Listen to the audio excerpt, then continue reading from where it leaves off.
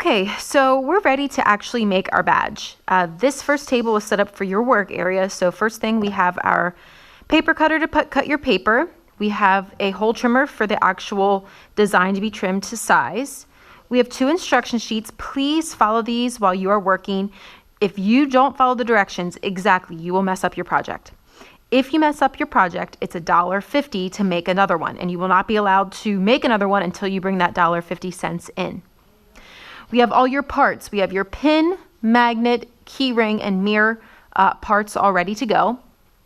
We have the actual press.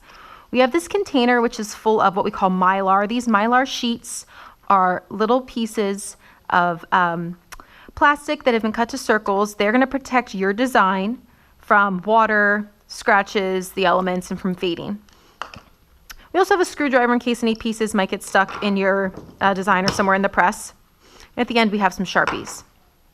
So let's get started. Very first thing we need to do if we follow our instructions says to trim your printed design paper just to less than 4 inches wide. So you're going to be very careful with the paper cutter. It is extremely sharp. You're going to place your design in upside down, and we're going to take it to less than 4 inches. Now on the actual paper cutter, I have a tiny little red arrow that's showing where you should cut your design at, or have the paper lined up with. Now keep your paper you're going to need to turn in at the end. Now I'm going to take my design and place it in the circle template cutter, and you want to get it centered. You want to make sure you don't see any white, and try to get it in there centered exactly in the middle. If you have a partner, I suggest you have them help you hold this down, because sometimes this moves, and just move the red handle till it clicks. Again, I want to keep my paper, and it should be an even circle the whole way around. I have a little bit more on one side, but that's pretty darn close. All right, now you need to decide what you're going to make. So I'm going to make a pin. Now for all of these, you'll need a shell, and make sure you only have one. Here, I'm picking one up and I have 2 stuck together. And for this shell, there's a rounded outer side, and then the inside has sharp edges. You want to make sure the sharp edges, you know which side is which. For the pin, I will also need one back, just make sure it's one single one, with the pin attachment to it.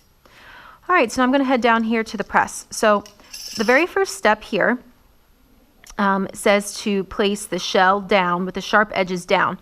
How the press works is those 2 sharp edges, eventually they will come together and they'll crimp on top of each other. So the sharp edges are very important. So again, for the shell, the sharp edges go down. Then you're going to place your design in, and you want your design to be facing you, making sure it's upright, that you can read it, and make sure it's square and centered. Then you're going to take one piece of mylar and place it on top. Then I'm going to spin it to the back. Then using both hands, I will take the press and press down until it stops, so it's the whole way down. Now at this point, I'm going to lift it back up. And if you notice, it's missing. That's fine. It's inside the press and it's waiting for the back. So now what I need to do is actually attach the back to it. So I want this to be facing so that the sharp edges are up. And if you look on the press for the pins, there's 2 little lines on either side. I want those pins lined up so that it's directly across from those 2 little lines. So it's almost like a straight line across. If you have it some other way, your pin's going to be wrong. So that's incorrect. Again, I want it to be straight across with those lines, like that.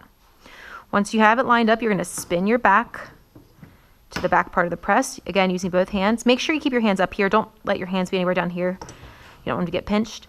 And again, you're going to bring it the entire way down until it stops. Once it is stopped, you bring your hands back up, and your pin is now made. You can use the magnet to help pick this up. That's what this orange part is. And there's my pin, and I can place it on. Now, the very last step, step number 12, says to neatly print your full name, section, homeroom, and date on the back of your badge. So back here, I would need to put Mrs. Bonds. I'll put Mrs. on the top. And this is section 6-2, and my homeroom is 124. Now I would turn this in with my design, my final sketch. Oh, I need those papers that I had. Oh, I got them right here. Here we go. And there's going to be a rubric up on my desk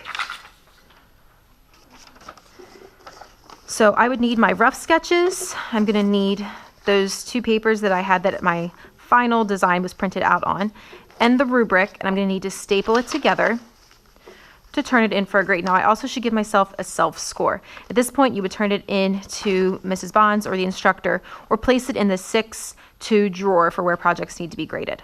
And that's it.